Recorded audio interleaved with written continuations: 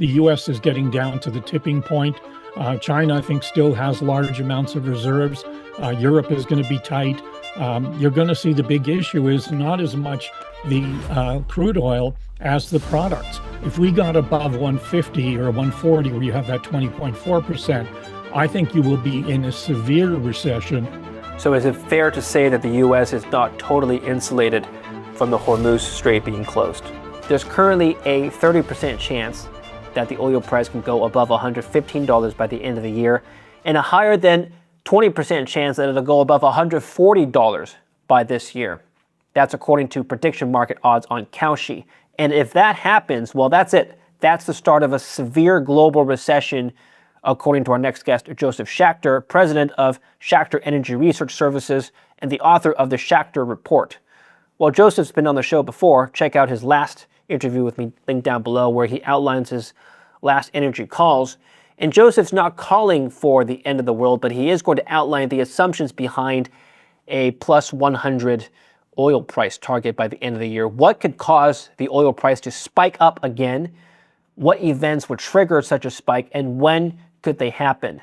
Importantly, Josef is going to outline his base case oil price target assumptions by the end of the year, and what is likely going to happen with the Strait of Hormuz, and how and when, if a resolution can occur between the U.S. and Iran. This is a very important interview. It affects all of us, so stay tuned. This video is sponsored by Kalshi, the largest prediction market in the United States. Unlike a sportsbook, you're trading peer-to-peer on real-world events, from economic data to political outcomes, and the price moves based on public opinion, not a house. Go to the link in the description down below or scan the QR code here to get started. And new users who use my code LIN, L-I-N, can get $10 when you sign up and trade $10. So right now, going back to the trade of how high the oil price can get on Kalshi, if you put $50 down on $140 and you turn out to be correct, that payoff could be $233. So check it out, link down below or scan the QR code on the screen. Josef, welcome back to the show. Good to see you. Good to be with you again. The uncertainty of whether or not the Strait of Hormuz will open or stay closed remains top of mind, but it doesn't seem like the oil market is reacting too much on the news anymore. Recall that a couple weeks ago, a ceasefire was reached, and just earlier this past week, Josef, the Trump administration has declared, well, specifically just Donald Trump has declared that the ceasefire is over, in his words. And he said this during a NATO summit, if you recall. He called the Iranians all sorts of bad names, and he said that, yeah, we're basically he's done. He said he's done. He said verbatim, we're done talking to them.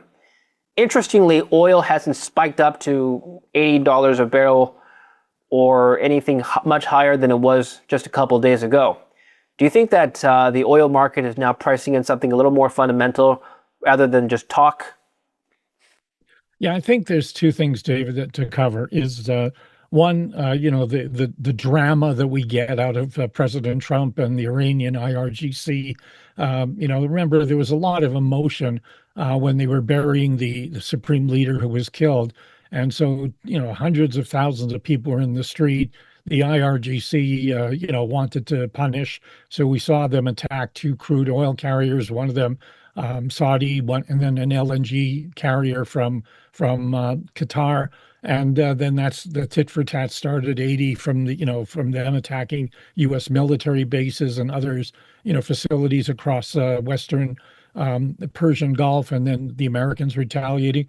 The bottom line is, even though Trump said their ceasefire is over, there hasn't been much activity in the last 24 hours.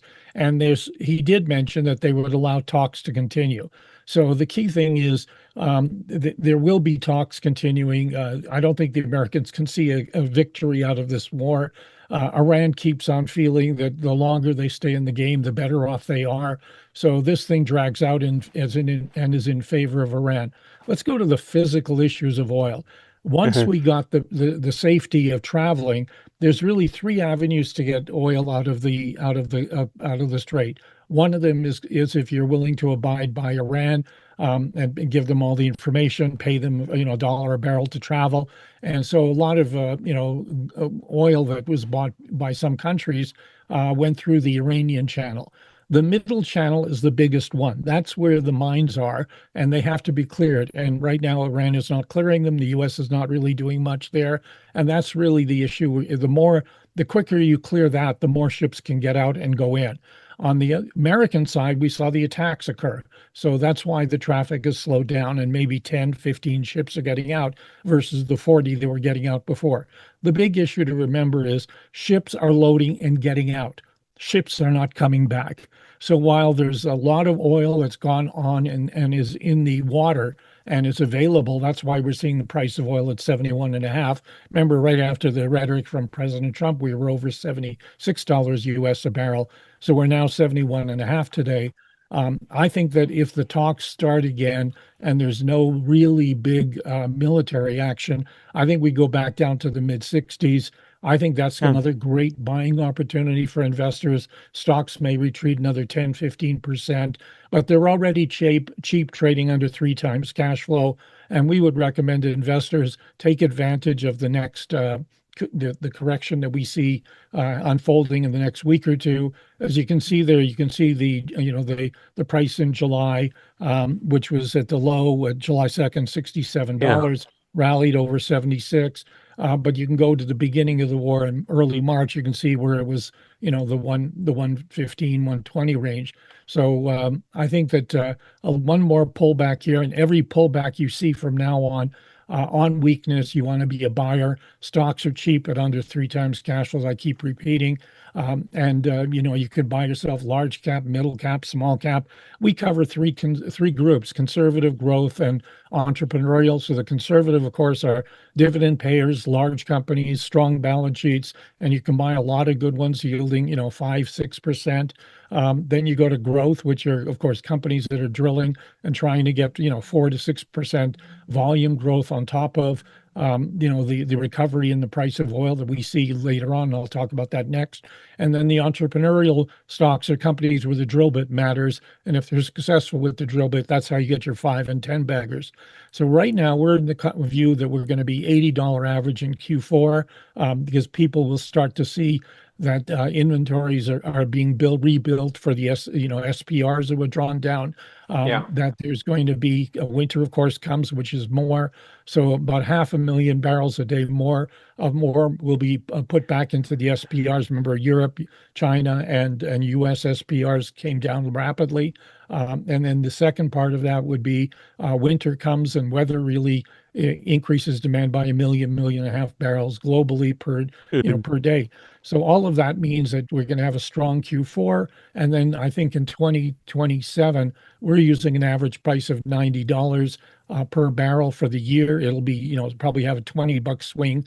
So 110 at the high and 70 at the low. Yeah. But we're bullish and we see taking advantage of markets. We sent out an action limited buy, as you remember, in April of 2025, and that really worked out extremely well for investors. The S&P TSX Energy Index doubled from that low, and a lot of stocks were doubles and triples from that low in April. So there was bargains galore. People took advantage of it, or those who did made out exceptionally well. We think this next buy signal, which will come in the next couple of weeks on a mid 60s price, will be another great buying opportunity. And heading into 2027, I think there's a significant upside, and into the end of the decade, significant upside for investors in buying Canadian energy securities. And Canadian energy securities are trading cheaper than U.S. ones and international names. I want to come back to that valuation gap in just a minute. Going back to oil, how much of the market is pricing in sustainable reserves depletion? So take a look at this title, for example. This is from Reuters, dated last month in June. China seen tapping deeper into oil stockpiles as imports hit decade low. That makes sense because imports primarily come from Iran. China is expected to tap deeper into its record crude oil inventories as refiners cut imports further or maintaining output curbs to minimize refining losses amid weak fuel demand, analysts and industry officials say. Tepid demand from the world's top crude importers partly capping global oil prices, which have fallen 19% in May, even amid a strained ceasefire.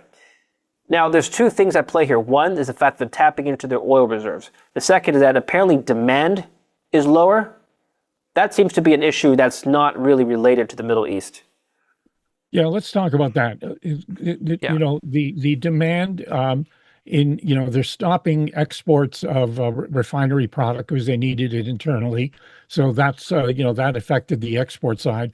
But remember, the Chinese are very sophisticated commodity investors. When prices are high, they back away. When prices are cheap, they load up. And so what's the price at the low that they would buy? So if you go to the Federal Reserve of Dallas, they do a lot of good work and have great charts. And remember, Texas is the biggest oil producer in the United States. And so if the U.S. is producing 23.8 million, around 10 million of that comes just from that one state. And so they in their charts show all the basins and what the break-even price is, and that's mid 60s. So the biggest producer in the world, 23.8 million of the 106, or so million that's consumed every day comes from the U.S. and the U.S. needs mid 60s.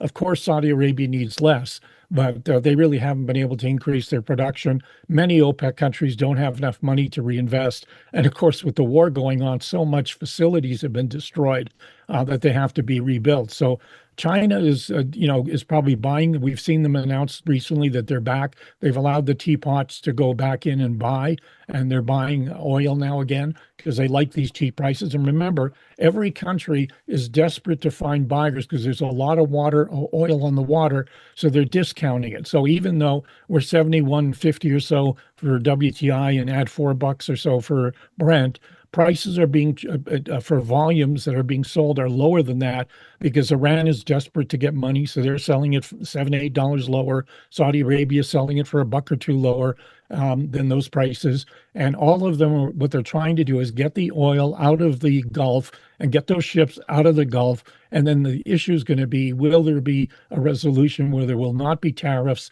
or tolls or environmental taxes or whatever Iran thinks they can draw up with Oman. And if there's free passage, then ships will come in. But if I was a company and I had a ship, I want to load it, get it out, get the American Navy side to take it out on that lane, and then I'm not bringing it back unless I can get insurance coverage. That I'm not going to have my employees stuck there on the ships. I don't have to worry about my ship being attacked. And so the problem is going to be getting back in, and that's where we see the higher price of oil coming into play in Q4 and in 2027.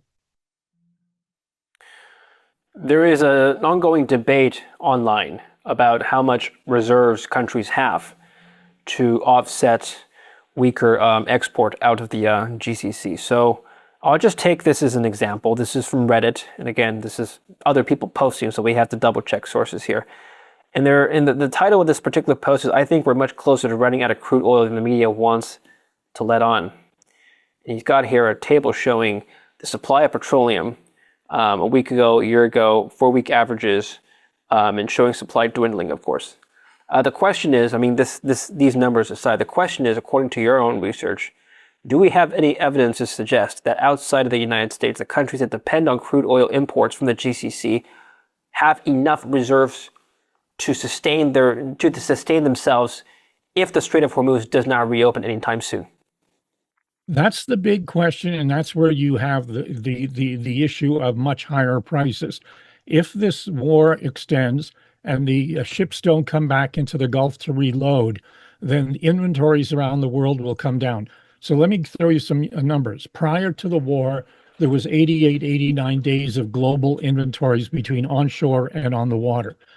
Normally, that should be 88 to 92. So it was right where it should have been pre-war.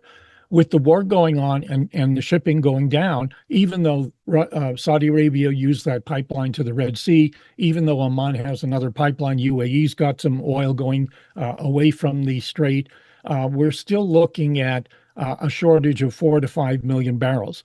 So if that continues into November, December, when there's cold weather and demand really picks up, I think that's when you have that pinch point argument that we may have an insufficient supply and then prices will take off. I'm not in the camp calling for 100 or 120, but I think we Hmm. could see $80, $90 oil trade during Q4 because there's still a lot of oil on the water. And I also think with the US election in November, there's Yeah. pressure on the United States to come to some kind of resolution so that the price at the pump is not at $5, but more closer to $3. And to me, I think that's really the key. Here's a prediction market, Kaushi. How high will oil get by the end of the year? Traders are assigning a 20% chance that it'll get to 140 or above. Does that seem high to you? Or, I mean, 20% is still a fat tail chance, but it's not 2%, it's 20. Um, Maybe let's walk through what assumptions could be behind this 20% and whether or not you agree with some of these assumptions here. You mentioned a few, right? Dwindling reserves. What else could traders be factoring in? Well, the issue is, demand destruction. If the price of oil gets up above 120, 130, I think we're going to see significant demand destruction and probably a global recession. If we got above 150 or 140, where you have that 20.4%, I think you will be in a severe recession and demand destruction will be maybe 5, maybe 8 million barrels. That would put supply in demand in balance, and that price spike may not stay up for long. So I'm in the camp that there will be a resolution of some kind. There will be alternative shipping routes to get out through the Red Sea, through the change in pipelines. I think you'll see, the price goes up. Buyers will back off, especially China. They'll use their SPR. They'll demand destruction will occur there. Just think about it. If you're paying, $1.80 to, you're paying Alberta $1.70, you're probably paying $2 a liter in BC. If it got to $3 a liter, how many people would drive as much, or they curtail their driving? So I think price sensitivity is there. I know in Alberta when prices got up higher, we did see demand destruction, and so I think the higher the price gets, the quicker demand destruction kicks in. I can see the economy handling a 100, maybe $110 a barrel US, but Hmm. anything in the 120, 130s, there will be demand destruction and a global economic slowdown to Yeah. recession or severe recession, the higher that price gets. So if you get to that 140 and there's a 20% believe that, I think that's going to be a problem, and that will set up a global recession. This is there's an IMF article that I want to read to you to support what you just said. But above $100 is assuming the Strait of Hormuz has to stay closed. There's a reignition of the war or escalation somehow, and that reserves deplete. Those are the baseline assumptions here, or am I missing something?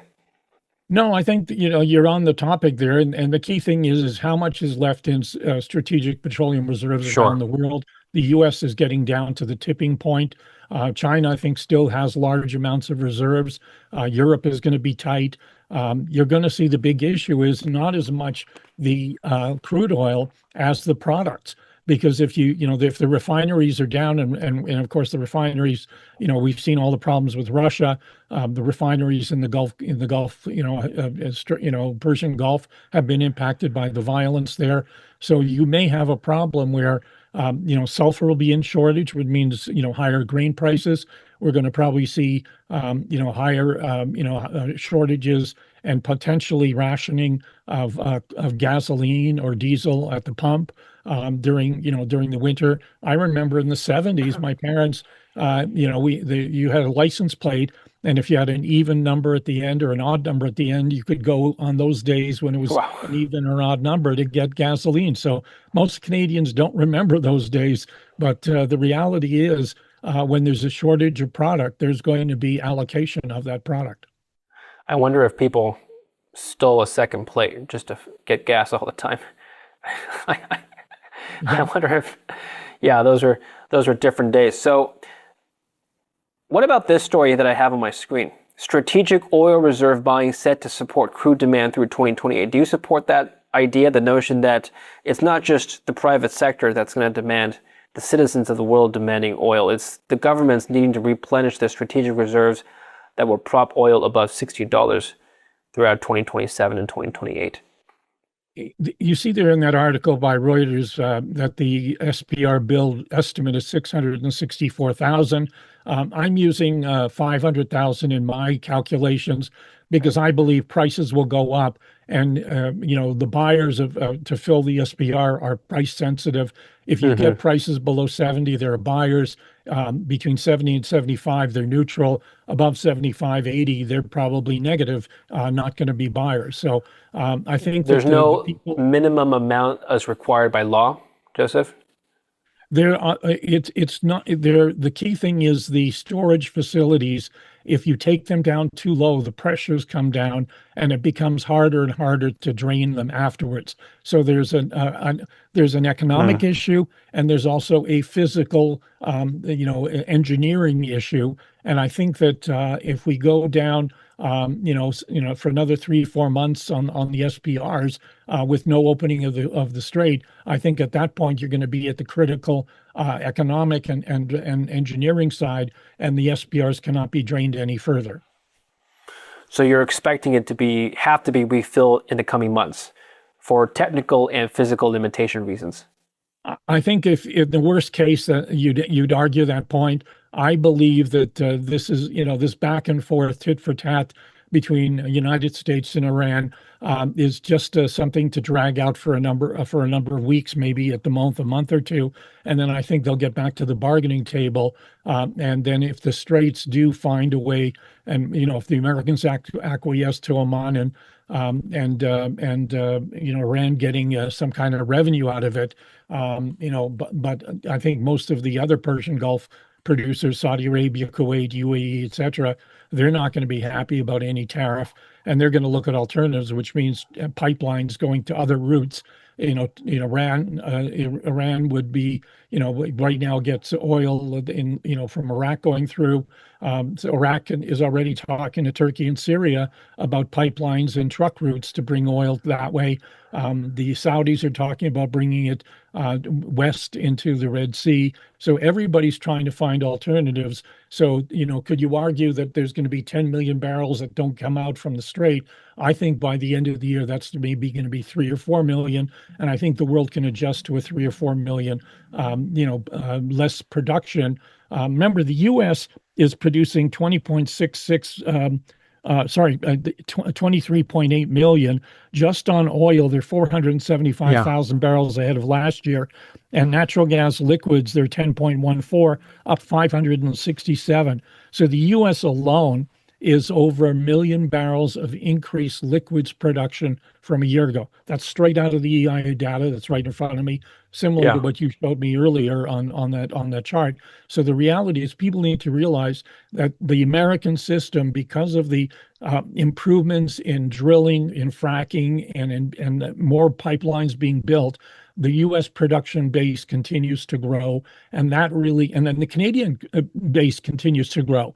And you hear all these announcements of more deals all the time, more pipelines. Enbridge doing one, the one with South Bow, the one going west. TMX getting full. All of that means it will be 6.2, 6.3, and people need to realize Canada is the fourth largest producer in the world. The U.S. is the biggest by 23.8. Then you go to 10.4 for Saudi, 10 for Russia. And Russia, of course, can't refine it. So they're selling more oil because of the refineries being destroyed by the Ukrainian drones. And then Canada, which was 6.1 million last year, is probably going to grow by 100,000 barrels a day per year as we fill up the pipelines that are available right now. And that number can accelerate once all these new pipelines get built. But we're talking in the next decade for the big boys, like the TMX, the doubling of the TMX, the routing of that, the 500,000 going into Sarnia that Premier Ford talked about with Daniel Smith, our premier. All of those will take time to be built. Okay. There seems to be a little bit of confusion in the public sphere about how much oil is needed to be imported into the U.S., given that, like you said, the U.S. is the world's largest oil exporter. The U.S. still needs to import a lot of its oil, primarily because the oil produced domestically from shale is light and sweet, and refiners are set up to refine heavier sour crudes.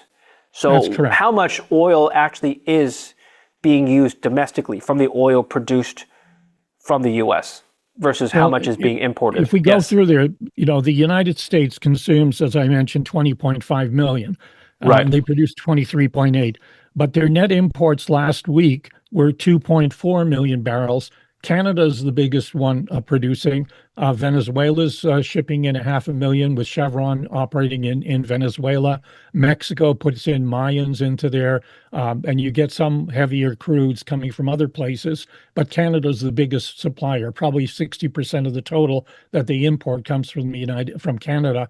And it's, as you said, the refineries in the Midwest, the refineries on the Gulf Coast were built for heavy crude. And so the light oil that's been found in the Permian and the Eagle Ford is what is being sold to the rest of the world. And last week, exports were 3.3 million barrels. So is it fair to say that the U.S. is not totally insulated from the Hormuz Strait being closed? They are totally insulated because they don't buy anything from that area. They're Okay. buying from they're buying from Canada. Venezuela, they're buying from Canada, so we're way I away see. from the strait. So the U.S. has no impact at all from that. Maybe a cargo might come in from Iraq at some Well, points during the year or Saudi, but the majority of the imports come from Canada, Mexico, and Colombia and so Venezuela. all this talk of reopening the Strait of Hormuz to benefit the American people because the price needs to come down, can it not be done in theory that the Americans just strike a private deal with their importers, Venezuela, Canadians, for example, to buy at a fixed price that's lower than market? I don't believe that'll happen. Oil is a global, Okay. mechanism. We've got the TMX pipeline, so we can sell west. The world is on it's a global, depending upon the grade of the crude and where it's coming from, transportation issues. So it's different from natural gas, where we're locked in on a continental basis, except for the growing LNG component that's getting higher prices. So I think that if people think we are impacted by what's going on in the Middle East in terms of the reality of us filling up our tanks at home, or getting propane for our barbecues, it will not impact us. It will just be price sensitive. It will not be availability. Where do Canadians get our gas and oil from, by the way? Mostly from Alberta. Okay. It's Saskatchewan is an oil producer. Alberta is an oil and gas producer. Northeast BC is a natural gas producer and liquids, some liquids. So BC's opportunity is that Fort St. John area, that whole area there could be a fabulous growth area. That's why we saw Shell buy ARC, because they want to get that gas, because they need a long reserve life index to justify building LNG plants on the West Coast. So they need to get 25, 30 years of reserves that they use against the 25 or so years of contracted LNG to justify spending those tens of billions of dollars to build those LNG plants. Okay, now let's talk about why you think Canadian oil producers are a better value. So here we have, let me just share with you this article here, and let me just set the stage. There are some plans, according to the CBC, for more pipelines to export Canadian oil from the Carney government. Pipeline announcements seem to be in abundance at the moment, with ambitions to see more Alberta crude flowing both east and west. Help me understand this. What is Prime Minister Carney's, not the past Trudeau government, but what is Prime Minister Carney's cabinet's attitude towards pipelines? Well, they have changed, 180 degrees from Justin Trudeau, who was against fossil fuels, and they've realized that we're a resource country.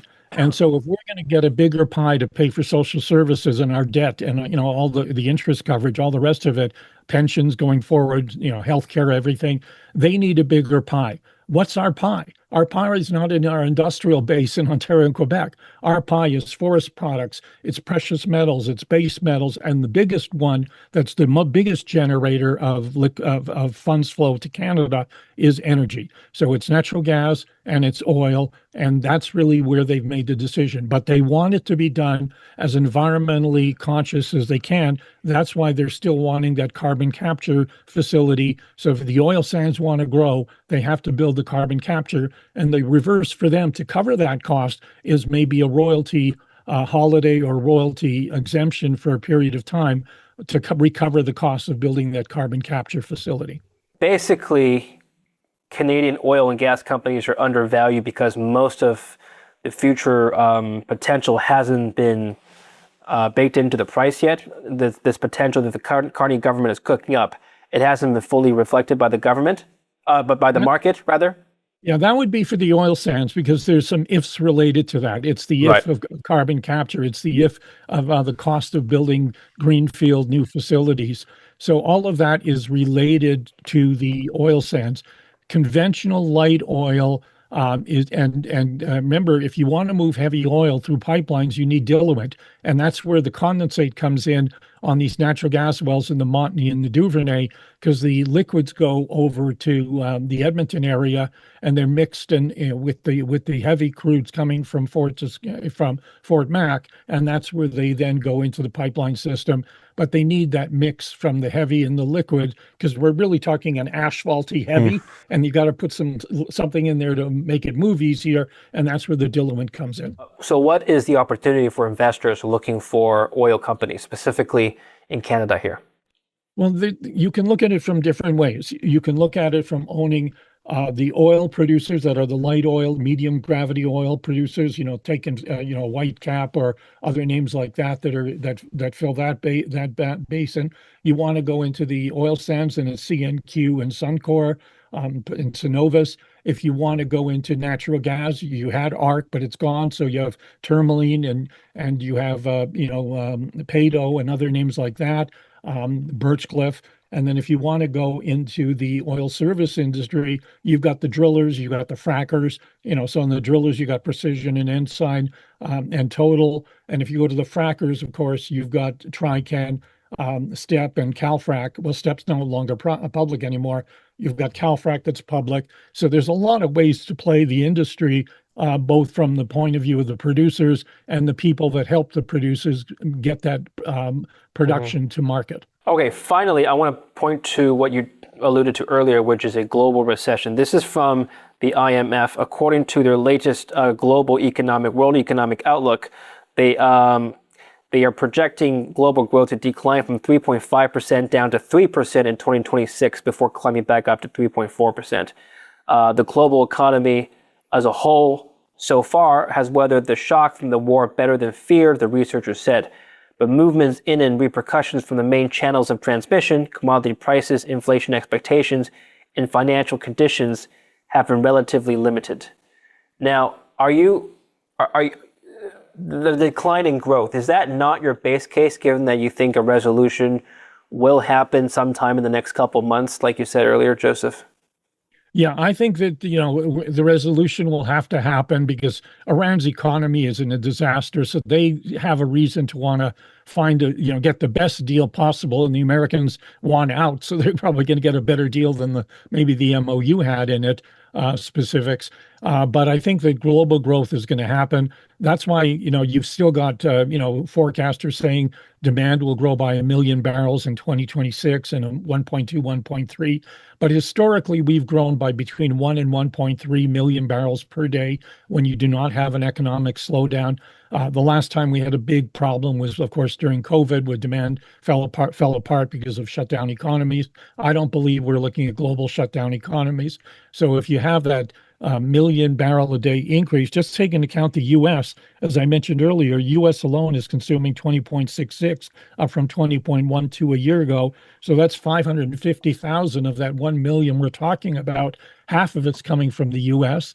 Then you take into account parts of Asia, Africa, and 1 million barrels of growth this year is not unreasonable. All right, thank you, Joseph. I appreciate your insights. That was a wonderful summary of what's happening right now. We'll follow up with more updates as the story progresses. Where can we follow you in the meantime? Yeah, just go to our website, www.schachter, SCHACHTER, energyreport.ca. At our website, you'll see that we have, old copies of our research that you can take a look at and see what we do. We cover 35 companies, all the way from the biggest company like a Tourmaline down to companies that are sub 200 million versus a 23 billion market cap for a Tourmaline. And as I mentioned, we cover Canadian domestics, Canadians working around the world, like in Thailand or Colombia, et cetera, and then the service sector. So there's lots of opportunity out there. I think you were given a discount code for your listeners. So take advantage of that. I think it's POD 100. So our regular rate is $9.99 for the annual. So you save 100 off that. And for your international listeners, remember the Canadian dollar's trading at 71 cents. So it's a real bargain in American dollars or other currencies. All right.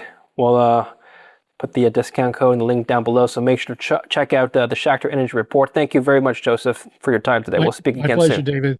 And thanks for watching. Please do subscribe, like, and share this video. Follow Joseph in the links down below. And don't forget to use my code LIN, L-I-N, when you sign up to Kalshi. Remember, new users who sign up and use my code LIN can get $10 when you use my code and trade $10. Link down below or scan the QR code here.